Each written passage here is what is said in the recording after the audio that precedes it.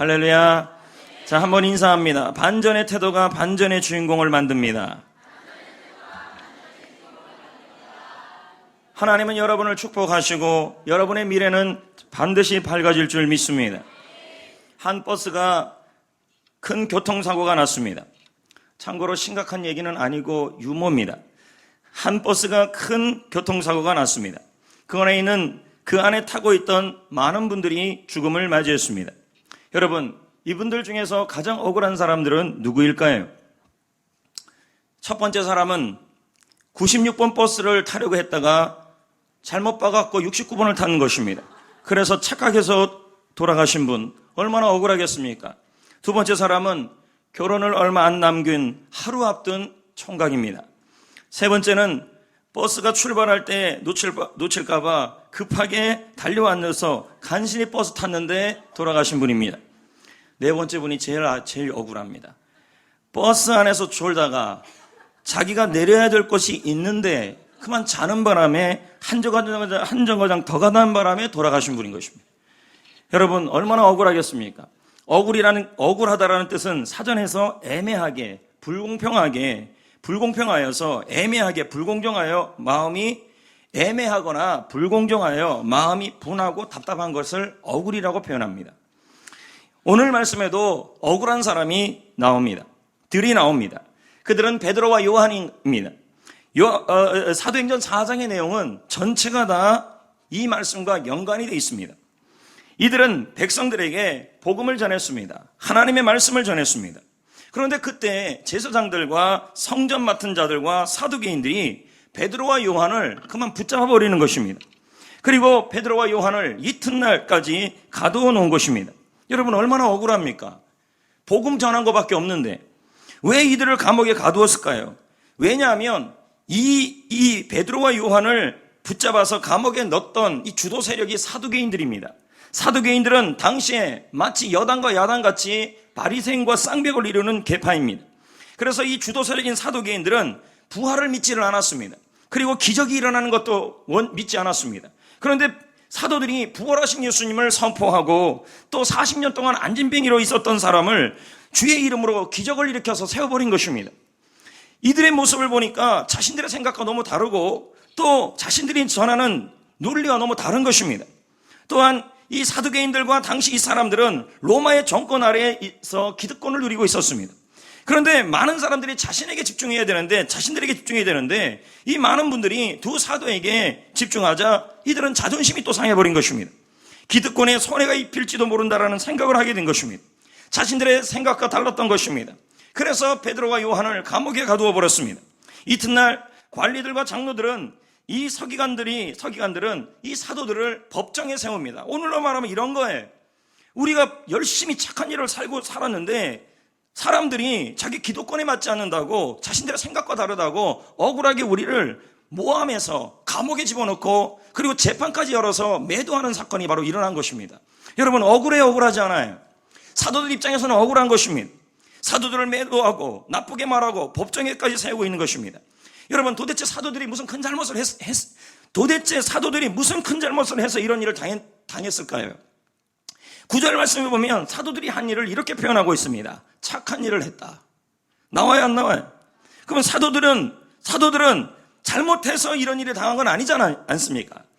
이들은 복음을 전하다가 억울한 일을 당했고 이들은 선한 일을 하다가 불공평한 일을 겪었던 것입니다. 여러분, 복음을 전하다가 선한 일을 하면 주님께서 주시는 보상이 있어야 되는 거 아닙니까? 근데 주님이 주시는 보상은 받기는커녕 오히려 억울한 일을 당하고 만 것입니다. 여러분은 어떻습니까? 여러분은 어떠냐는 거예요. 억울합니까? 저는 오늘 말씀을 준비하면서 하나님 앞에서 살아가는 성도들, 선한 일을 착하게 살아가면서도 억울함을 겪는 성도들을 생각하며 오늘 말씀을 준비했습니다. 회사에서 착하게 살았습니다. 회사에서 누구보다 선하게 열심히 일을 했습니다. 하지만 자신과의 생각이 다르다는 이유로 우리를 힘들게 합니다. 시부모님, 친정가족들을 잘 섬겨보려고 했습니다. 하지만 자신들의 자존심을 건든다고 해서 애매하게 우리를 고통받게 합니다. 자녀들을 위해서 최선을 다했습니다. 그런데 자녀들이 우리에게 하는 말이 이런 것입니다. 부모님이 나를 위해 해준 게 뭐가 있냐고. 부모님은 말합니다. 해준 게 왜 없냐? 그러나 아이들은 그렇게 말하지 않는다는 것입니다. 이때 우리는 억울한 것입니다. 친구들을 열심히 선하게 도왔는데 친구들은 말합니다. 오해합니다. 모함합니다. 우리를 억울하게 만듭니다. 영혼 구원을 위하여 열심히 전도하고 섬겼는데 그 사람들이 자꾸 우리의 자존심을 건드는 것입니다. 성도들을 위하여 최선을 다했는데 할렐루야. 너무 세게 쳤어요. 자존심 상하게 한다고 힘들게 하고 하나님이 주시는 보상은커녕 오히려 억울한 일을 당하게 되는 것입니다. 이때 우리의 마음은 분합니다. 답답해집니다. 그리고 마음이 터질 것만 같은 것입니다. 사랑하는 성도 여러분, 오늘 이 자리에 착하게 살다가 잘 섬겨보다가 회사에서 친지 가족들에게 또 자녀들에게 친구들에게 영혼 구원을 위하여 성도들에게 열심히 잘 섬겨왔는데 오히려 억울한 일을 당하는 분들이 있다면, 그래서 마음이 분하고 답답하여 잠을 잘 수 없는 분들이 있다면, 오늘 하나님께서, 우리 예수님께서는 이렇게 말씀하시는 것입니다. 예수님은 억울한 일을 당하고 있는 여러분들에게, 아니요, 사도들에게 반전을 준비하고 있었던 것입니다. 예수님은 사도들을 놀라운 반전의 주인공이 되게 하여 주셨던 것입니다. 11절 말씀을 한번 보겠습니다. 다 같이 읽어봅니다. 이 예수는 너희 건축자들의 집 모퉁이에, 할렐루야. 여기 예수님이 보세요. 버림받은 돌이었는데 모퉁이 돌이 되었다는 거예요. 이걸 뭐라 그래요? 반전입니다. 반전이라는 게 뭐예요? 여러분, 사전에서 반전은 일의 형세가 완전히 반대로 돌아가는 상황을 말하는 것입니다. 예수님의 가르침은 당시 사람들과 달랐습니다. 예수님의 말씀은 당시 기득권들에게 자존심을 건들고 손해를 주었습니다. 그래서 당시 사람들은 예수님을 붙잡아 버렸습니다. 얼마나 억울합니까? 예수님이 큰 잘못했습니까? 복음을 전한 것밖에 없잖아요. 근데 예수님을 붙잡아서 채찍으로 때리고 고통을 주었습니다. 아마 세상에서 억울한 사람이 있다면 예수님만큼은 억울한 분이 없었을 것입니다. 성경에 보면 예수님은 죄도 없는 분이라고 표현하고 있습니다. 그런 예수님이 십자가에 못 박혀 죽음을 맞이하신 것입니다. 예수님은 선한 일을 했습니다. 보상은커녕 그런데 억울한 일을 당하고 만 것입니다. 아마 예수님 마음이 있다면, 예수님이 마음이 상태였다면 억울하고 분노하고 답답했을 것입니다. 하지만 여러분, 예수님은 반전의 주인공이 되셨습니다. 예수님은 죽음에서 살아나셨습니다. 버린 돌이 모퉁이 돌이 되었듯이 일의 형세가 완전히 바뀌어버렸습니다. 여러분, 예수님은 반전의 주인공이었습니다. 그 예수님께서 이제는 우리를 반전의 주인공이 되게 하여 주실 것입니다. 반전의 스토리를 쓰게 하여 줄 것입니다. 그 억울함을 풀어주실 것입니다. 12절 말씀을 봅니다. 다른 이로서는 구원을 천하와 사람 중에서, 다시요, 다 같이 읽습니다. 시작. 다른 이로서는 구원을 받을 수 없나니. 여기 보면 구원이라는 단어가 나옵니다. 구원은 영혼을 구원하는 것입니다. 구원은 위험에서 건진받는 것입니다. 여러분, 우리 예수님은 우리의 영혼을 죄에서 건져주신 분이십니다. 반전시켜 주신 것이지요. 그러나 여러분, 예수님은 우리를 억울한 상황에서도, 억울한 일에서도, 심각한 위험에서도 건져주시는 분이신 것입니다. 그래서 여러분, 우리를 반전의 주인공, 반전의 스토리를 만들어주시는 것입니다. 특히 예수님은 저와 여러분의 억울한 마음 있잖아요. 그 억울한 마음을 풀어줘요. 그래서 여러분, 우리를 반전의 스토리의 주인공으로 만들어주실 것이라는 것입니다. 14절, 21절을 한번 보세요. 병 나은 사람이 나오지요. 이 사람이 누구예요? 40년 동안 안진병열이 있었던 그 사람이에요. 이 사람을 살린 일 때문에 이런 일이 다 일어난 거예요. 착한 일을 한 거잖아요. 좋은 일을 한 거잖아요. 선한 일을 한 거잖아요. 근데 이 일 때문에 억울한 일을 당한 거예요. 여러분, 우리도 그렇다니까요. 우리는 잘 살고 있는데 자꾸 억울한 일을 당할 때가 있는 것입니다. 근데 그 병 나은 사람이 그들과 함께 서 있는 걸 보고 뭐 할 말이 없어요? 비난할 말이 없다는 거예요. 이게 지금 어느 장소냐면 법정이에요, 법정. 비난할 말을, 그러니까 뭐예요? 그 많은 우리를 붙잡았던, 사도들을 붙잡았던 그 원수들 앞에서 비난할 말이 없게 만들어 놓은 것입니다. 그리고 21절도 한번 보겠습니다. 관리들이 백성들 때문에 그들을 어떻게 처벌할지를 다시 위협하여 놓아주었으니 이는 모든 사람이 그 된 일을 보고 하나님께, 아멘. 병 나은 사람이 사도들과 함께 있음을 보고 그들을 비난할 말을 찾지 못했어요. 원수들이요. 여러분, 이것은 뭐예요? 나의 예수님께서는 원수들 앞에서 할렐루야, 우리를 억울하게 했던 그 사람들 앞에서 우리의 억울한 마음을 풀어주시고 있다는 말입니다. 보세요. 21절에 보면 모든 사람들 앞에서도 그 억울함을 풀어주고 있는 것입니다. 사랑하는 성도 여러분, 예수님은 우리의 억울한 마음을 풀어주시는 분이십니다. 힘들게 한 사람 앞에서 우리의 억울함을 풀어주실 것입니다. 원수의 목전에서 상을 베풀어 주실 것입니다. 모든 사람 앞에서 우리의 억울한 마음을 다 풀어주실 것입니다. 그래서 저와 여러분을 반전의 주인공이 되게 하여 주실 것입니다. 아멘. 그런 날이 와야 돼요. 원수의 목전에서 상을 베푼다. 힘들게 하는 사람들 앞에서 그 억울함을 풀어주시는 날이 와야 돼요. 하나님, 예수님은 그 억울함을 풀어주시는 분이시라는 것입니다. 그것도 원수들만 아니라 모든 사람 앞에서 우리의 이 억울함을 풀어주시는 것이다. 여러분, 근데요, 예수님은 우리의 마음만 풀어주는 분이 아니라 억울한 환경도 풀어주시는 분이에요. 4절 5절을 한번 볼래요? 자, 4절 상황은 1절부터 3절 상황은 어떤 상황이에요? 억울하게 잡혀 들어가는 상황이에요. 맞죠? 근데 4절을 한번 보세요. 말씀을 들은 사람 중에서 믿는 자가 많으니 남은 자의 수가 15절도 보여요.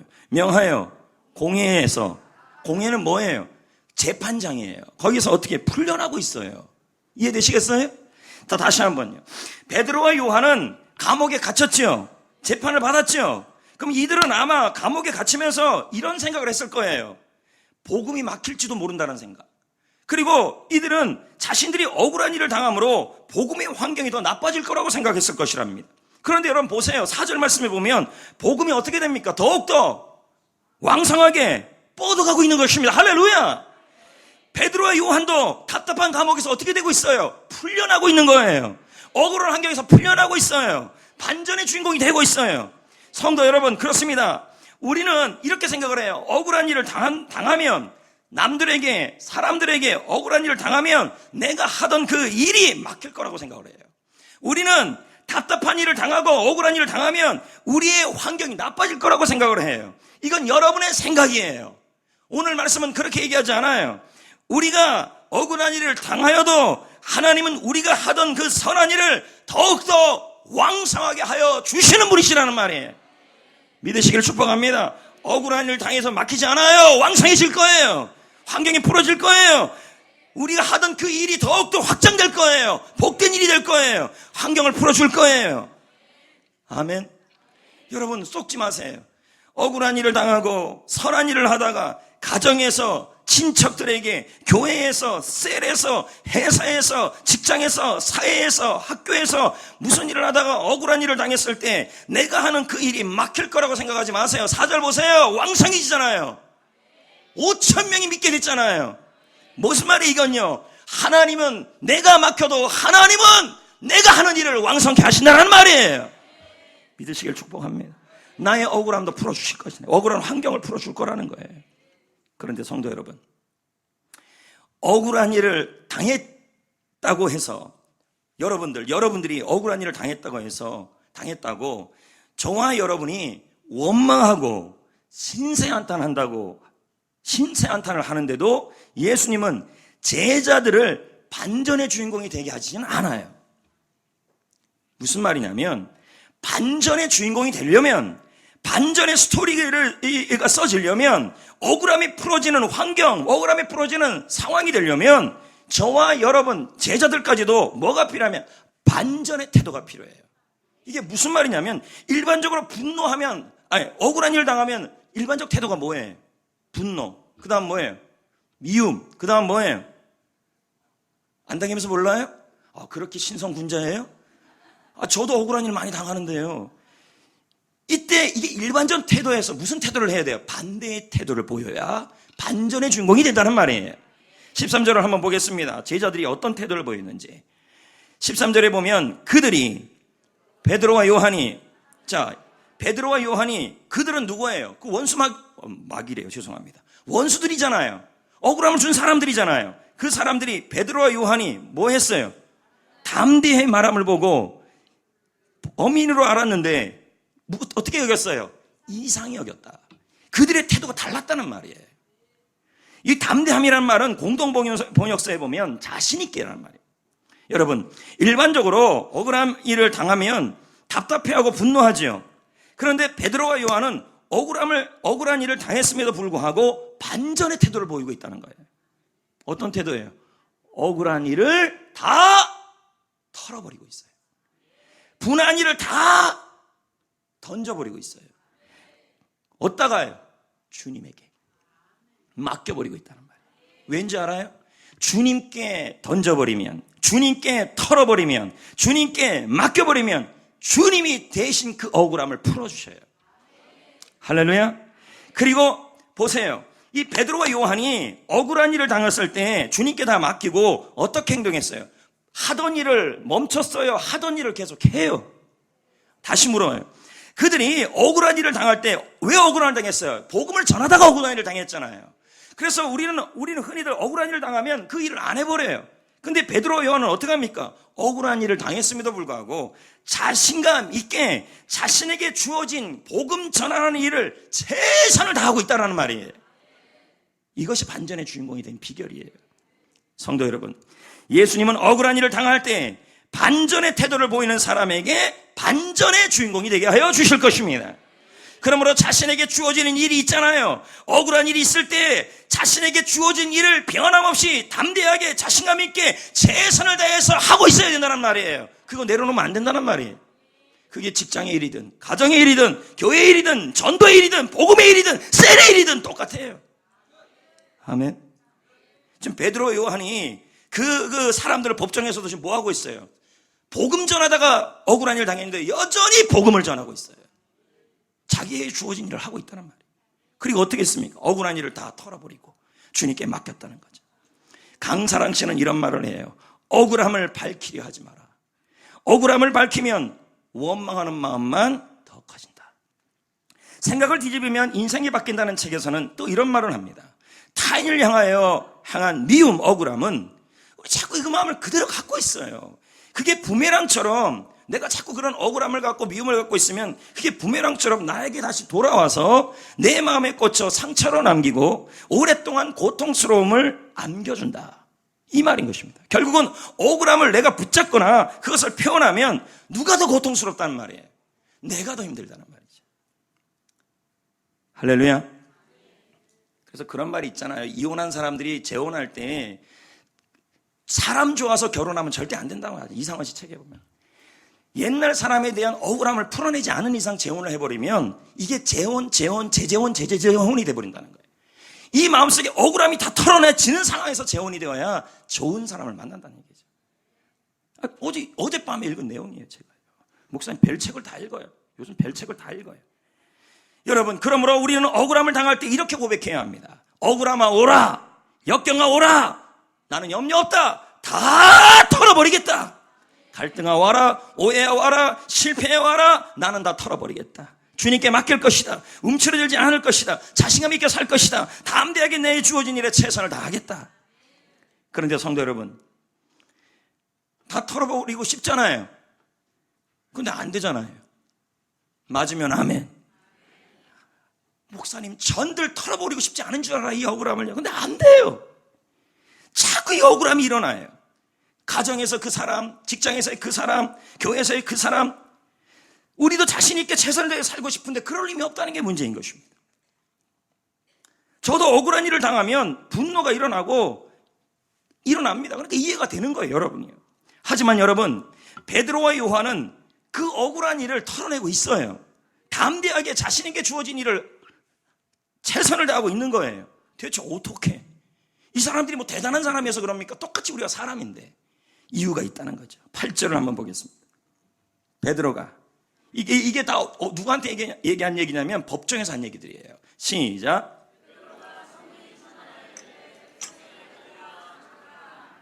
자, 담대하게 말하고 있죠. 그리고 뭐예요? 자신감 있게 자신 일을 하고 있잖아요. 왜 이런 일을 하고 있어요? 왜요? 누가 이렇게 만드는 거예요? 성령님이,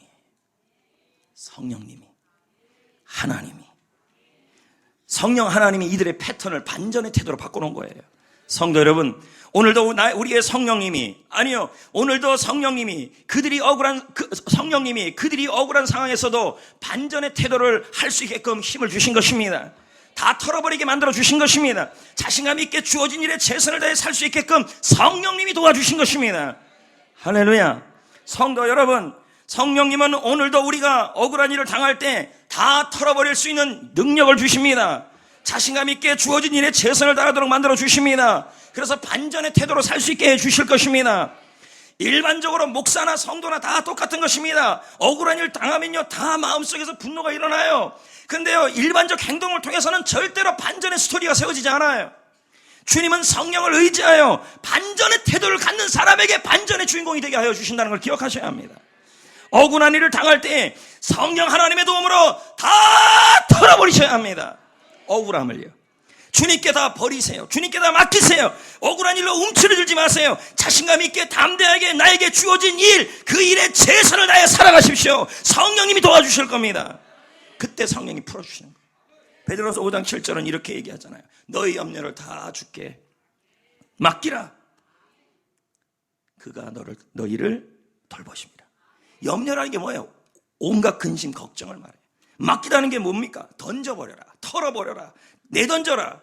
이게 무슨 말이냐면 버린다는 의미가 더 많아요. 그럼 누구한테요? 주님께. 그러면 여러분의 억울함을 누구한테 던져버리라는 얘기예요? 버리라는 말이에요. 주님께 던져라, 맡기라는 말이에요. 털어버리라. 그러면 주님이 대신 해결해 준다, 이 말이에요. 여러분, 염려, 걱정, 억울함은요, 우리가 가지고 있을 게 아니에요. 잡동산입니다. 쓰레기들입니다. 붙잡고 있으면 우리만 손해를 입었습니다. 붙잡고 있으면 우리가 썩어 문드러집니다. 그러므로 여러분, 그 모든 억울함을 다 주님께 던져야 돼요. 다 털어버려야 돼요. 맡겨버려야 돼요. 맡길 때 주님이 교환해 서서 억울함을 풀어주는 걸로 교환해 주셔요. 로마서 12장 19절은 억울한 일은 자신이 갚지 말라 그럽니다. 너희가 친히 원수를 뭐 하지 말고요, 하나님의 뭐에 맡겨라? 하나님의 진노하시면 하나님께 다 맡기래. 원수 갚는 것은 하나님께 있다. 그럼 우리가 할 일은요, 로마서 12장 21절에 보면 악을 선으로 갚아라. 반전의 태도를 가지라는 말이에요. 예수님은 억울한 일을 주님께 다 맡기라 그럽니다. 사랑하는 성도 여러분, 억울한 일을 다 털어버리세요. 잡동산 일 다 버리세요. 반전의 태도를 가지세요. 그러면 주님이 대신 해결하여 주실 겁니다. 아멘. 지금 그거 붙잡고 있으면, 그 억울함 붙잡고 있으면요, 여러분을 죽여요. 그게요. 털어내야 합니다. 주님께 버려야 됩니다. 던져버리세요. 주님이 해결하셔요. 성경에 나오는 인물 중에서 요만큼 억울한 일 많이 당한 사람 없어요. 욥에게 털어버려야 될 일들이 얼마나 많았어요. 만약 이 세상에서 낙심하고 분노하고 원망할 권리가 있는 사람이 있다면 그는 바로 욥일 것입니다. 그는 선한 사람이었습니다. 누구보다 하나님을 사랑하는 사람이었습니다. 하지만 그는 삶이 그를 배신했습니다. 그는 억울한 일을 당했습니다. 천재지변으로 자녀를 모두 잃어버렸습니다. 모두 얼마나 억울해요, 여러분. 적들로부터 부당하게 재산을 다 빼앗겨버립니다. 말 그대로 사기꾼들이 우리 재산을 다 훔쳐가 버린 거예요. 그래서 근저당 설정된 것도 하나도 받지도 못하고 땡줄 한번 못 받는 상황이 딱 이 상황이에요. 얼마나 억울합니까? 자신의 몸도 질병으로 가득 차버렸습니다. 온몸이 얼마나 아프면 기왓장으로 몸을 긁어야 겨우 싫어할 정도의 몸 상태가 돼버린 거예요. 억울해요. 선하게 살았는데. 같이 있는 부인이라도 좀 힘이 되면 좋은데, 부인이 뭐라고 합니까? 욥을 향하여 차라리 하나님을 저주하고 죽어라. 친구들은 뭐라고 얘기합니까? 네가 죄가 많아서 그렇다. 힘이 안 되어주는 것입니다. 이러니 욥인들 제대로 살고 싶었겠습니까? 하나님을 믿고 사랑하면 평생 편하게 살다가 천국 가면 얼마나 좋겠습니까? 근데 현실은 그렇지 못하다는 것입니다. 사랑하는 성도 여러분, 저는 그러나 이것만큼은 여러분에게 장담합니다. 인생의 풍랑이 와도 흔들림이 없이 목자이신 하나님을 의지하면 제 아무리 거센 풍랑이 몰려와도 여러분은 쓰러지지 않을 것이고, 이 모든 과정을 통하여 오히려 여러분은 그전보다 더 강해질 것이라는 것입니다. 할렐루야. 욥은 삶을 포기하고 하나님을 비난할 수도 있었습니다. 내 팔자가 너무도 기구하다. 내 팔자가 얼마나 안 좋으면 내 아이 셋 다 죽어버리고, 내 팔자가 얼마나 안 좋으면 사기꾼들이 내 돈 다 빼돌려버리고, 내 팔자가 얼마나 귀하면 내 몸 하나도 건수하지 못해서 온몸이 사지에 침물이 나며, 내 팔자가 얼마나 귀하면 아내 하나 얻었는데 그 아내가 나에게 도움도 안 되고 욕이나 해제끼고, 내 팔자가 얼마나 기구하면 내 옆에 있던 친구들이 돈 많을 때는 나에게 힘되지만 내가 돈 하나 없으니까 나를 향하여 죄가 많아서 네가 벌 받았다고 얘기하는 인생. 최선을 다해서 산 결과가 고작 이것인가? 욥은 그랬을 거라는 거죠. 하나님도 너무하신다. 부인도 친구도 다 소용이 없구나. 열심히 살면 뭐하냐.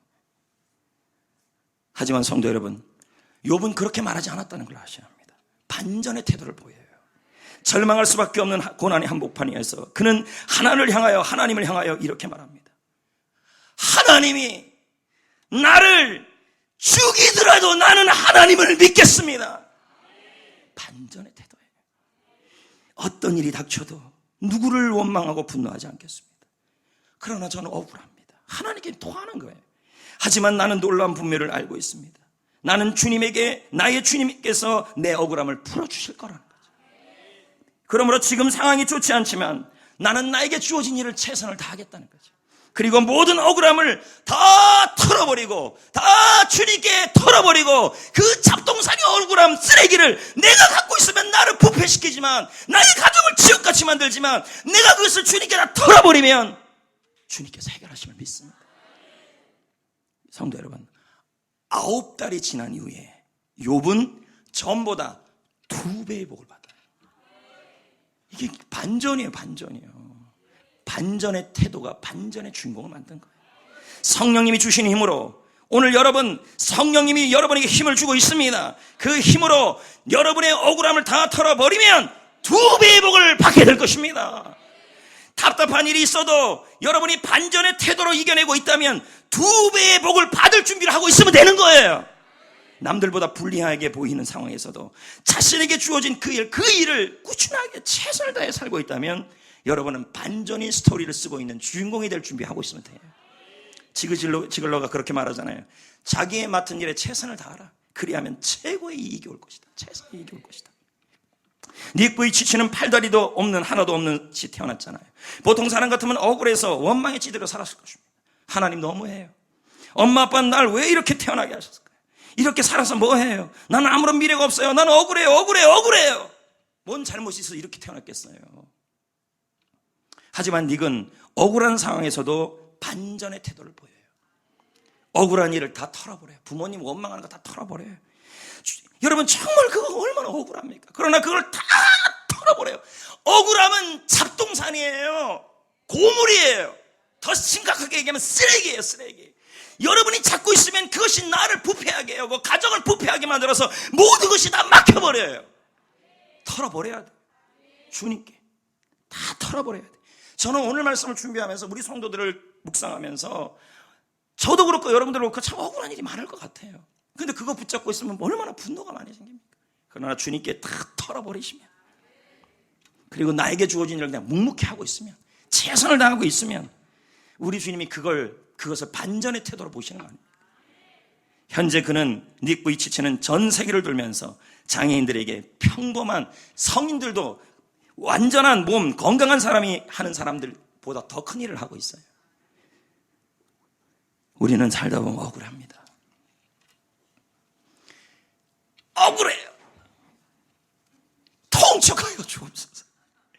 인간관계에서 상처도 받고, 자신의 자존심을 건드렸다고 고통스러워하고, 친구들에게 배신을 당하고, 친구들이 이유 없이 우리를 따돌리고, 부당하게 손해를 당하고, 아픈 이혼을 경험하고, 부모님들이 다른 가정들보다 우리를 더 남부럽지 못하게 키웠고, 남들은 다 승진하고 결혼도 잘하는데 우리만 안 돼요. 이게 얼마나 억울합니까? 경기가 좋지 않아요. 사업도 안 돼요. 사업은 지지부진해요. 매출은 자꾸 떨어져 가요. 질병으로 고생해 가요. 남들보다 나는 불리한 선상에서 출발한 것 같아요. 그렇다고 여러분, 이런 말로 여러분의 마음을 헤집으면 안 돼요. 도대체 내가 뭘 잘못했어요? 도대체 내가 뭘 잘못했다고 나는 이렇게 맨날 억울하게 살아야 합니까? 이렇게 해서 여러분 마음을 헤집지 말아요. 이제 나는 망했어. 끝이야. 화가 나. 답답해. 분노스러워. 이 모든 것들이 우리에게 넘지 못할 산만 같아요. 그래서 억울해요. 답답해요. 화가 나요. 분노가 생겨요. 정말 여러분 제가 이해합니다. 목회도 다 그런 거 아닙니까? 목회를 제가 여기서 꽤 오래 했어요. 이제는요. 저라고 억울한 일이 없었겠습니까? 그럼 여러분의 억울함을 내가 이해한다는 얘기죠. 하지만 여러분, 원망이 답이 아니에요. 분노가 해답이 아니에요. 신세한탄하는 사람은 결코 행복한 사람이 될 수 없어요. 하나님께서 예비하신 놀라운 미래를 경험할 수가 없습니다. 털어버리지 아니하면 털어내야 돼. 그래야 자유가 와요. 털어내지 아니하면 하나님께서 준비하신 멋진 축복으로 가는 길이 막혀요. 그러므로 여러분, 억울함을 다 내던지세요. 다 털어버리세요. 실망감을 주님께 다 던지세요. 다 맡겨버리세요. 아멘. 그리고 주님께 다 털어버리고 그 잡동사니를 다 버려버리세요. 그러면 십자가는 교환입니다. 억울함을 교환하여 주십니다. 풀어주십니다. 불리한 상황에서도 최선을 다하세요. 지금 학생이면 학생의 일 있잖아요. 그거 그냥 하면 돼요. 최선을 다해서. 억울하다고 그것도 안 하고 나는 시험도 안 볼래, 공부도 안 할래. 리더면 리더로서, 학생이면 학생으로서, 직장이면 직장인으로서 나에게 주어진 일에 최선을 다해 믿음의 선한 싸움을 싸우고 있고 담대하게 싸우고 있으면 되는 겁니다. 왜요? 예수님은 반전의 태도를 가진 사람을 반전의 주인공이 되게 하시기 때문에. 저는 여러분에게 도전합니다. 그동안 얼마나 죽고 싶은 상황이 많았습니까? 그동안 여러분 얼마나 많은 위기 속에 있었습니까? 그동안 얼마나 억울해서 밤잠을 되뇌이면서 이 억울함을 풀지 못해서 죽고 싶었습니까? 그런데 여러분, 그렇게 죽고 싶어도 여기까지 살아남아 있잖아요. 하나님 살려놓았잖아요. 어떤 분은 그래요. 죽고 싶어도 나는 왜 안 죽었는지 모르겠다고. 저는 여러분에게 도전합니다. 하나님 왜 안 죽겠을까요? 우리에게 반전의 승리를 주실 것이 아니면 굳이 우리를 여기까지 살려놓을 이유가 없어요. 여러분에게 반전의 주인공으로 만들기 위해서 살려놓은 거예요.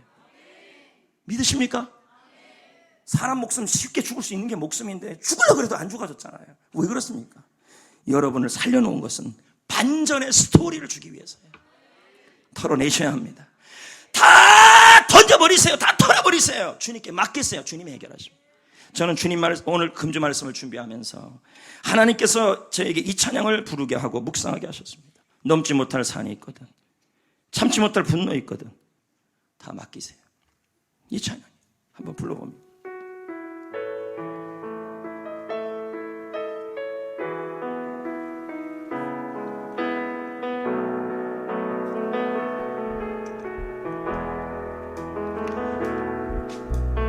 넘지 못할 산이 있거든,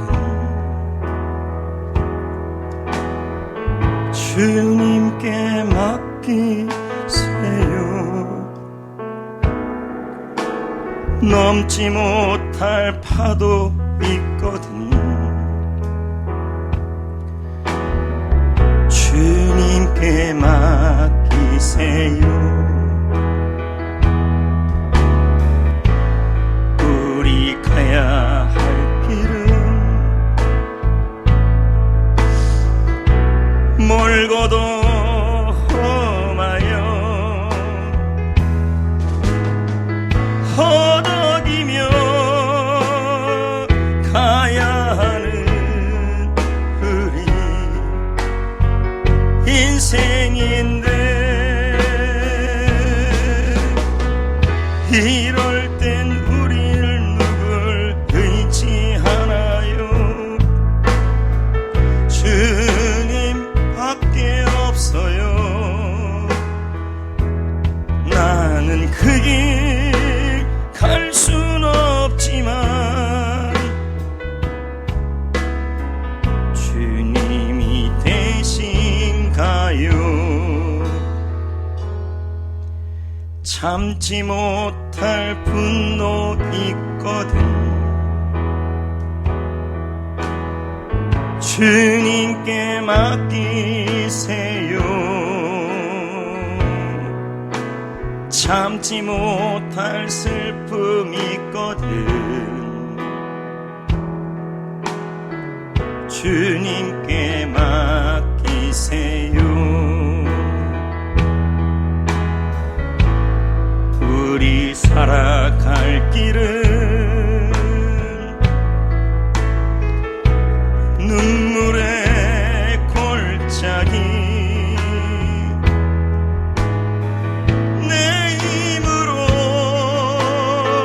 참지 못해 늘 흐느끼네. 이럴 땐 우린 누굴 의지하나요?